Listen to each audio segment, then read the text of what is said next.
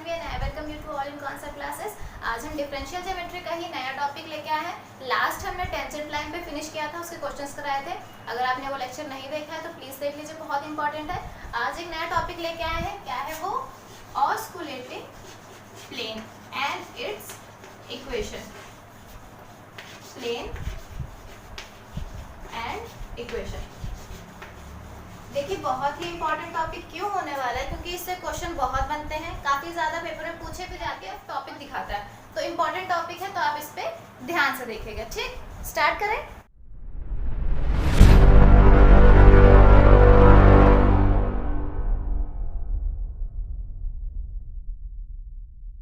सो देखिए यहाँ पर क्या करेंगे हम, ऑस्कुलेटिंग प्लेन। पहले हमें क्या पता होना चाहिए? Plane, right.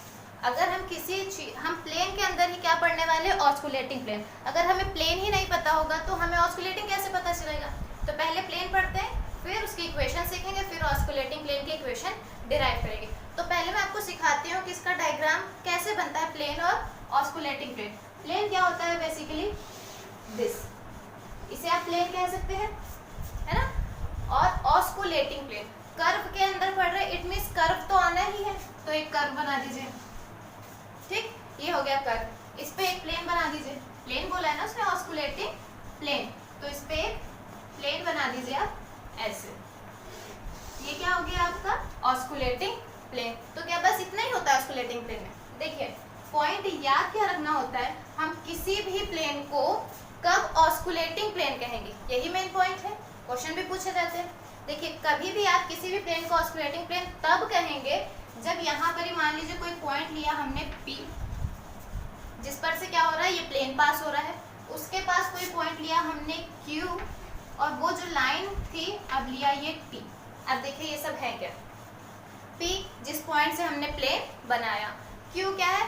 उसके बहुत पास है एक पॉइंट, T क्या है? Tangent line. अब इसमें कंफ्यूजन हो गया कि ये Q और ये T टेंजेंट लाइन, ये सब कहाँ से आ गए? देखिए मैं जब आपको टेंजेंट लाइन पढ़ा रही थी तब मैंने आपसे कहा था कि वो पॉइंट कर्व पे जिससे जब टेंजेंट पास कराई जाए, इट मींस कर्व से वो पॉइंट जब टेंजेंट पास कराई जाए तो वो पॉइंट लाइन में भी हो और उस कर्व में भी हो और बाकी कहीं नहीं हो, है ना। लेकिन यहाँ क्या होता है प्लेन में, अगर कोई प्लेन बना है, मान लीजिए 3D ले लीजिए इसको, तो इसके नीचे से ही कोई प्लेन होगा। मान लीजिए अगर ये आपका क्या है, पूरा एक प्लेन है, ये किसी कर्व के ऊपर बना है, मान लीजिए ऐसा कर्व था, उसके ऊपर क्या है आपका कोई प्लेन बना हुआ है, तो इस प्लेन को ऑस्कुलेटिंग प्लेन कहने की कंडीशन क्या है? एक पॉइंट P होगा जिस पर से ये प्लेन पास हो रहा होगा। अगर वो प्लेन पास हो रहा है किसी पॉइंट पे, देखिए प्लेन क्या है? Consist of line, right. बहुत सारी इसमें ऐसी लाइन होगी, तो एक लाइन जो होगी जो इस पर से कर्व पर से पास हो रही होगी, है ना। अगर इसके मान लीजिए इस पॉइंट के नीचे ही कर्व बना हुआ है, तो ये वाली लाइन क्या होगी? कंटेन हो रही होगी कर्व में भी और प्लेन में भी। इससे क्या बोलते हैं? Tangent line. समझ में आ रहा है? ये टेंजेंट प्लेन, इस प्लेन को भी टेंजेंट प्लेन कहेंगे। क्यों? क्योंकि ये किसी पर्टिकुलर पॉइंट से पास हो रहा है कर्व के। ठीक है, क्या है? टेंजेंट प्लेन है, लेकिन जिस लाइन से ये पास होगा P पॉइंट पे, जैसे ये P पॉइंट यहाँ पर है, तो ये प्लेन तो है टेंजेंट प्लेन, बट ये लाइन भी क्या हो जाएगी इसके अंदर? टेंजेंट लाइन हो जाएगी। अब ये Q क्या है? देखिए जब प्लेन पास होगा ना किसी पर से, तो वो कर्व का एक बहुत ही पास में जो P के पॉइंट होगा उसको कंटेन कर लेगा।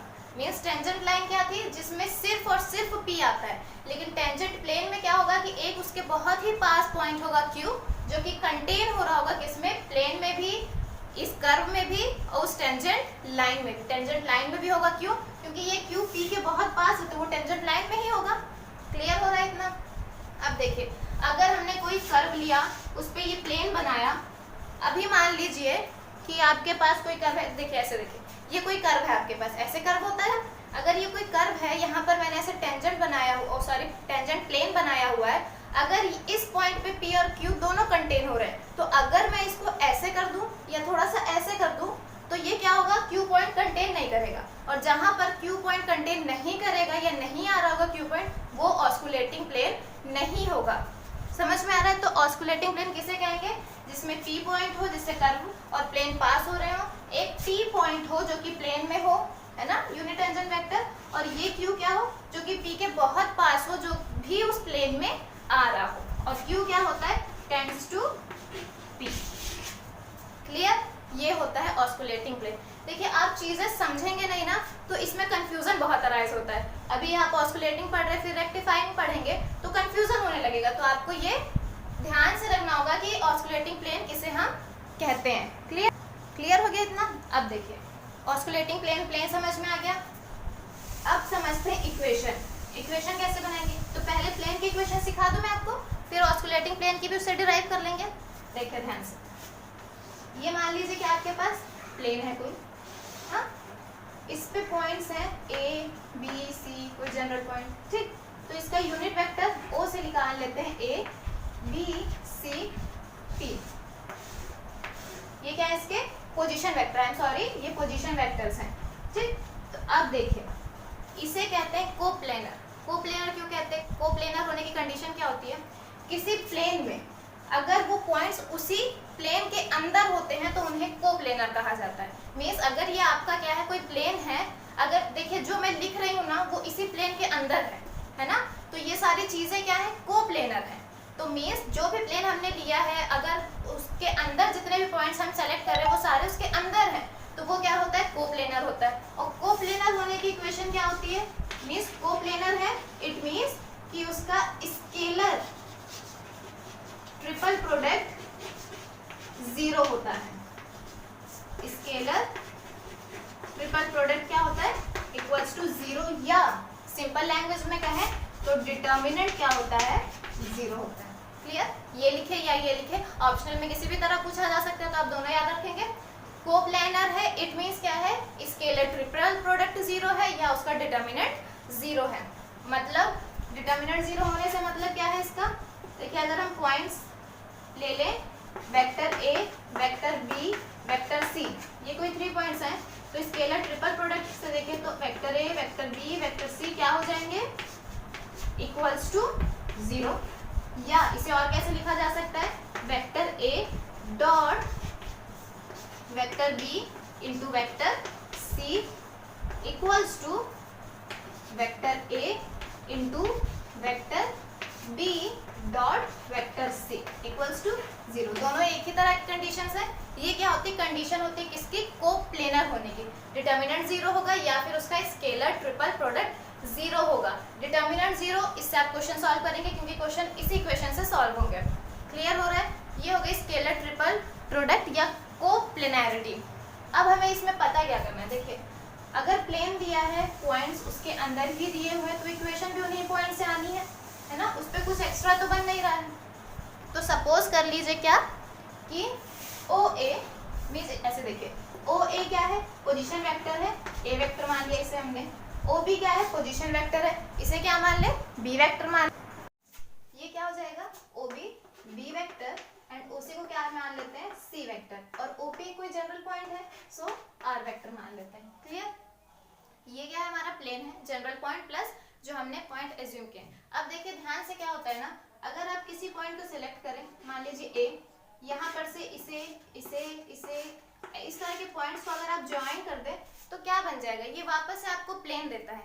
ये एक कंडीशन होती है, या फिर आप कभी किसी को समझाएंगे तो याद रखिएगा कि ये क्या होते हैं? वापस से वही प्लेन दे देते हैं। तो इसमें भी हम यही करेंगे। कैसे? देखिए पहले हमने क्या सपोज कर लिया, ये सारे क्या है? पोजीशन वेक्टर्स हैं। तो अब हमें यहाँ क्या लगाना है? कोप्लेनर होने की कंडीशन लगानी है। तो उसके लिए हमें क्या चाहिए? ए पी वेक्टर चाहिए। ए पी वेक्टर, देखिए ए पी वेक्टर क्या होगा? O P vector minus O A vector. इसे याद कैसे रखेंगे? अगर कोई भी किसी का पोजीशन वेक्टर निकालना है तो सेकंड वाले का पोजीशन वेक्टर माइनस फर्स्ट वाले का पोजीशन वेक्टर। ऑलराइट, एपी के लिए तो ओपी क्या हमने सेलेक्ट किया है? ओपी क्या हमारा?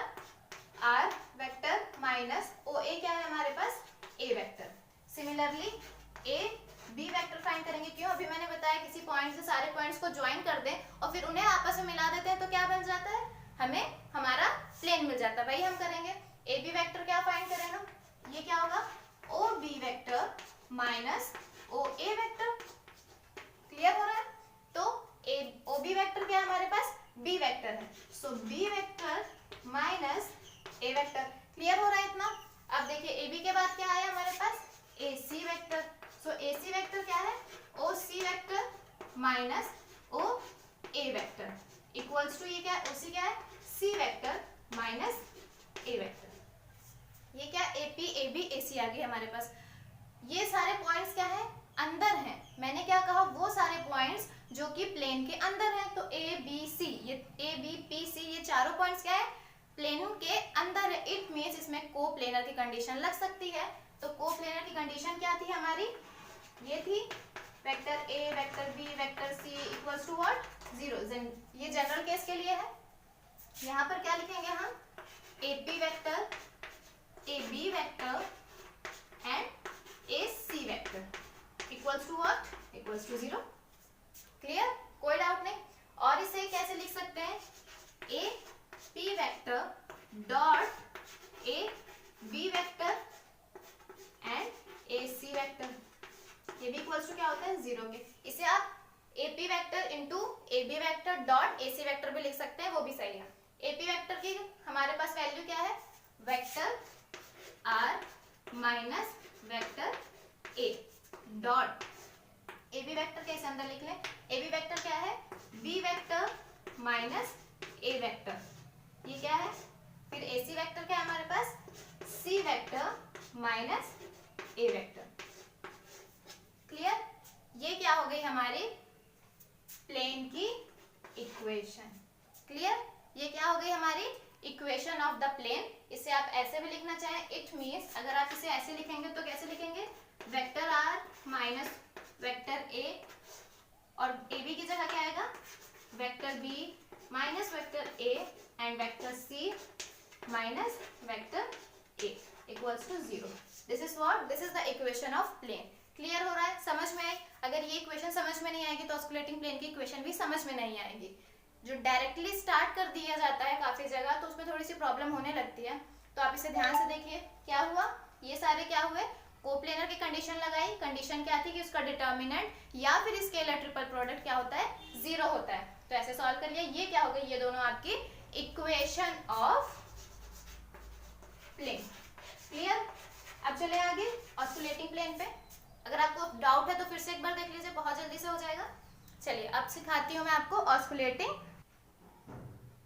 नाउ सी फ्रेंड्स, सी ये क्या है हमारे पास, ऑस्कुलेटिंग प्लेन है कोई, जो कि कहाँ से पास हो रहा है, किसी पॉइंट P से। उसके पास क्या है, उसके पास ही क्या है, पॉइंट Q एंड यहाँ पर पॉइंट T, जो कि क्या है उसी प्लेन में। क्लियर, इसका पोजीशन वेक्टर भी फाइंड कर लेते हैं। कोई डाउट, प्लेन की तरह है, क्योंकि प्लेन की तरह इसमें भी सारे पॉइंट्स कहाँ है, प्लेन के अंदर है। अब देखिए ये पॉइंट P है, ये Q है। अगर हम इस P को, अगर हम OP को, वेक्टर OP को R वेक्टर मान लें तो ये क्या होगा। अब देखा वेक्टर R किसके टर्म्स में है, तो vector R equals to R of S, R length के टर्म में। मैंने सिखाया था ना कि अब सारे जो पैरामीटर्स हैं वो U से S में चेंज हो जाएंगे। तो ये क्या है, RS है, किसके लिए, वेक्टर R के लिए। क्लियर हो रहा है, ध्यान से देखते चलिए, आराम से हो जाएगा। ठीक, OP वेक्टर क्या हो गया, R वेक्टर ले लिया। अब OQ वेक्टर क्या, OQ vector equals to R, अंदर क्या होगा, S प्लस डेल्टा S, थोड़ा सा इंक्रीमेंट ही है, Q पॉइंट बहुत ही पास में। देखिए ऐसा भी हो सकता है कि इंक्रीमेंट करके भी आ रहा हो, डिक्रीमेंट करके भी आ रहा हो। हम स्मॉल चेंज मानते हैं। ये डेल्टा S क्या होता है, स्मॉल चेंज होता है किस क्वांटिटी में, P की जो भी क्वांटिटी थी उसमें। क्लियर, अब क्या करेंगे आगे, देखिए अब OQ हो गया हमारे पास। अब OT वेक्टर क्या होगा हमारे पास, कैपिटल R लेट कर लेते हैं। इतना क्लियर हो गया। अब देखिए अभी जैसे मैंने प्लेन पढ़ाया उसमें क्या बताया मैंने, जो पॉइंट्स अंदर हैं वही क्या करेंगे, कोप्लेनैरिटी शो करेंगे। तो हमें PTQ के लिए भी क्या चाहिए, कोप्लेनर, मतलब PT और PQ की वैल्यू भी हमें चाहिए। तो हम फाइंड करते हैं।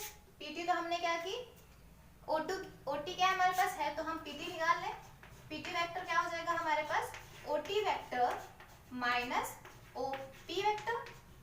हाँ, OT वेक्टर क्या है हमारे पास, capital R vector, and OP vector क्या है हमारे पास, स्मॉल r वेक्टर। क्लियर इतना। अब इसके बाद क्या करेंगे, PT वेक्टर हो गया। अब क्या चाहिए हमें, PQ वेक्टर चाहिए। PQ वेक्टर के लिए क्या होगा, OQ vector minus OP vector. तो OQ वेक्टर क्या है हमारे पास, ये देखिए वेक्टर R, देखिए मैं कहीं कहीं पर ये भूल जाती हूँ, बट ये क्या है, सारे वेक्टर्स ही हैं। तो R S plus small increment small change minus OP vector, ये क्या है, वेक्टर R लिखें या फिर इसे वेक्टर RS लिखते हैं। क्लियर हो रहा है इतना? हमारे पास वैल्यूज आ गई। अब एक और चाहिए टर्म, है ना, 3 टर्म्स लिए थे हमने, तो हमारे पास 2 तो है, एक और चाहिए। वो क्या होगा? वो होगी ये unit tangent vector. Unit tangent vector, देखिए यही पॉइंट हो रहे हैं ना, P से पास हो रहा है, Q से पास हो रहा है, T क्या है यहाँ पर? ये यूनिट टेंजेंट वेक्टर है, तो हम यहाँ क्या लेंगे?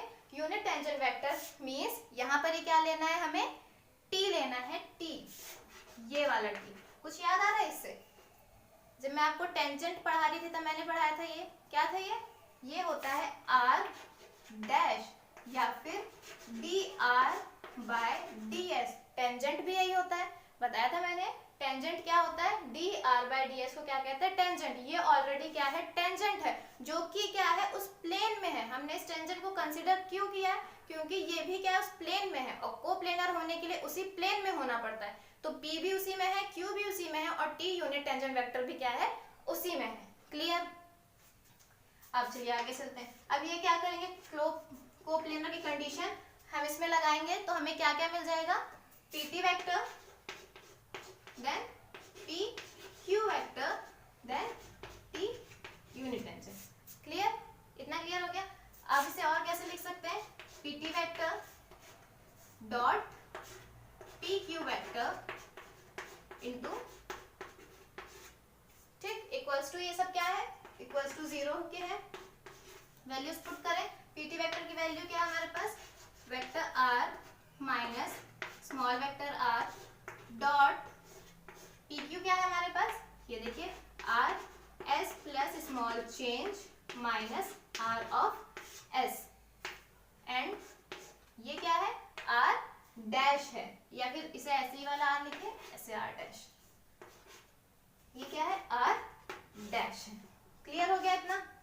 कोई डाउट?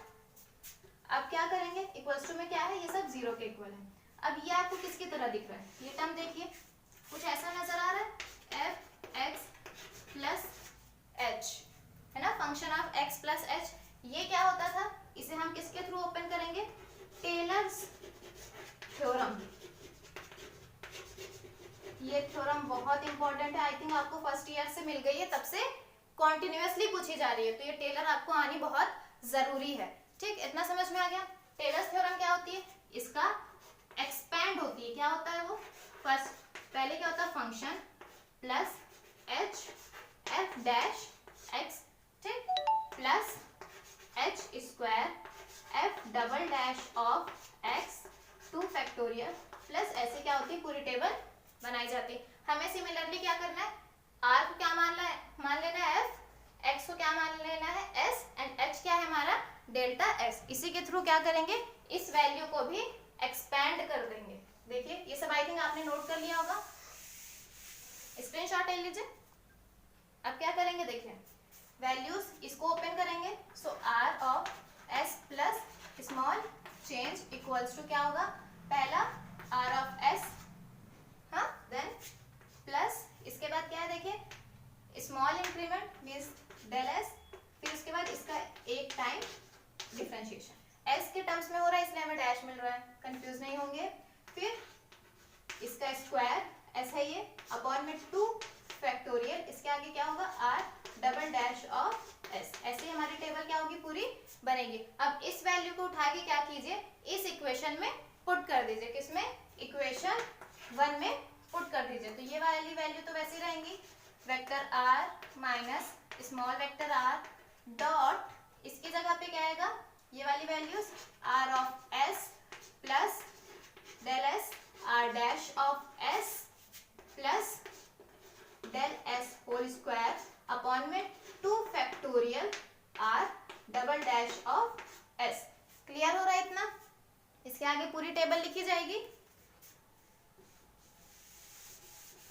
अब देखिए यहाँ पर क्या डैश है, ये प्लस अप टू, और इसके आगे क्या? इस टर्म का एक्सपेंशन हो गया माइनस r ऑफ s। ठीक, इतना हो गया। पहला ये वाला ही टर्म था अभी ये।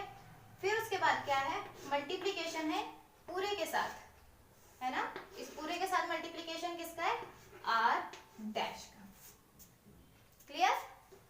यही किया हमने। देखिए r माइनस r, फिर इसका एक्सपेंशन हमने यहाँ दिया, फिर माइनस आर एस को लिख दिया वैसे ही, और ये आर डैश पूरे के साथ क्रॉस मल्टीप्लीकेशन में। क्लियर इतना? इसी को सॉल्व कर देंगे, आपका आंसर आ जाएगा। देखिए सोल्यूशन समझना पड़ेगा, क्योंकि यहाँ से वैल्यूज भी हटाएंगे हम कुछ। क्यों हटाएंगे उसका रीजन भी देखते चलिए। देखिए अब क्या होगा, इस आर एस से ये वाला आर एस फिनिश। ठीक, अब क्या करेंगे, देखिए ये वाला वैल्यू बचा, ये वाली वैल्यूज बची। अब ध्यान से सुनिए, बहुत इंपॉर्टेंट पॉइंट बता रही हूँ मैं आपको। अगर ए वेक्टर का multiply, I am so sorry, अगर ए वेक्टर का मल्टीप्लाई ए वेक्टर के साथ ही मींस क्रॉस प्रोडक्ट हो जाता है, तो ये जीरो होता है। क्यों? देखिए अगर यहाँ पर हम सिर्फ बी लिख लें तब ये क्या हो जाता है, देखिए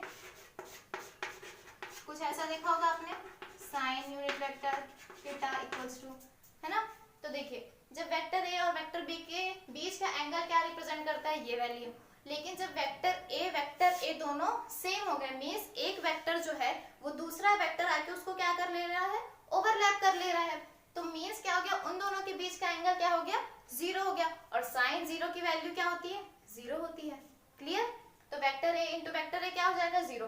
अब देखिए सेम वही, ये आर डैश लिखे इसे हम, या फिर आर डैश ऑफ एस लिख दें, कुछ भी अलग नहीं। देखिए मैंने यहाँ लिखाया भी था, इसीलिए इसे आर एस भी लिख सकते हैं। तो जब ये इससे और इसका मल्टीप्लीकेशन होगा, क्रॉस प्रोडक्ट होगा, तो ये A vector into A vector क्या हो जाएगा, zero. Means R dash S into R dash S equals to zero. By, क्योंकि इन दोनों के बीच का एंगल क्या हो गया है, जीरो हो गया है। क्लियर? ये फॉर्मूला है, बहुत बार पूछा भी जाता है। अब चलिए इसका इसके साथ मल्टीप्लिकेशन जीरो, बची ये वाली वैल्यू और आगे की value. So vector R minus vector R dot, अंदर क्या बचा हमारे पास, ये तो खत्म हो गया, ये बचा क्या है, ये del of S square upon में 2 factorial R double dash S cross multiply R dash of S. ऐसी पूरी टेबल बनी होगी। इतना क्लियर हो गया? अब देखिए ये डेल्टा एस है, ये क्या है, बहुत ही स्मॉल है। मैंने आपको शुरू में भी बताया था, ये इतना पास होता है कि मींस वो हल्का सा ना वाइब्रेशन भी हो तो वो क्यू पॉइंट पे पहुंच जाए। क्यों इतना पास होता है, क्योंकि वो कंटेन ही नहीं कर पाएगा अगर वो ज्यादा दूर हो जाएगा, इसलिए ये बहुत ही पास होता है। अगर उसका स्क्वायर कर देंगे तो ये कितनी ज्यादा और छोटी वैल्यू हो जाएगी, इसलिए इसे क्या करेंगे, नेग्लेक्ट करेंगे, या फिर Q4 जितने भी आगे की वैल्यूज आएंगी सबको क्या कर देंगे, नेग्लेक्ट कर देंगे। तो हमें यहाँ से क्या मिल जाएगा, देखिए vector R minus small vector r dot r double dash of s into r dash of s। General case इसी को एज्यूम कर ले, इक्वल्स टू क्या, जीरो। देखिए ये कोप्लेनर होने की कंडीशन मिल गई हमें, ये मिल गया हमें फॉर्मूला, इक्वेशन मिल गई हमें। Means vector r minus small vector r double dash of s r dash of s equals to what, zero. This is the equation of osculating plane. Clear? कोई डाउट नहीं होना चाहिए। हमने क्या लगाया, कोप्लेनर की कंडीशन ही लगाई इन पॉइंट्स में जो कि उसमें थे, और यूनिट टेंजेंट वेक्टर भी उसी में था। यहाँ पर ही कंडीशन लगाई और सिर्फ सॉल्व कर दिया है। ये बहुत छोटी वैल्यू होगी इसलिए इसे नेग्लेक्ट कर दिया, और हमें जनरल केस क्या मिल गया, ये। इससे क्या बनेगी हमारी इक्वेशन ऑफ प्लेन। समझ में आ गया इतना? आगे बढ़े अब। नाउ सी गाइस, एक इंपॉर्टेंट टॉपिक और पढ़ेंगे हम इसी के अंदर, वो क्या होता है, कार्टेशियन। टेंजेंट लाइन में भी मैंने आपको सिखाया था। कार्टेशियन मतलब ये देखिए, ये वेक्टर फॉर्म में रिप्रेजेंटेशन है। कार्टेशियन मतलब एक्स वाई जेड के फॉर्म में representation, simply representation X Y Z के फॉर्म में रिप्रेजेंटेशन। क्लियर इतना? अब सी गाइस, कार्टेशियन को एक्स वाई जेड फॉर्म में रिप्रेजेंटेशन कैसे करेंगे, मींस वेक्टर का रिप्रेजेंटेशन कार्टेशियन फॉर्म में कैसे होगा। देखिए अभी मैंने जो आपको इक्वेशन बनवाई वो क्या थी, वेक्टर r माइनस ये वेक्टर r और r double dash of s r dash of s, यही थी इक्वेशन। इसे और कैसे लिखा जा सकता है, r vector minus r vector r dot equals to zero. ये भी क्या है, सेम दोनों इक्वेशन। अगर आपको एस पैरामीटर में डिफरेंशिएशन करना हो तो ये मिलेगा, और यू में करना हो तो ये मिलेगा।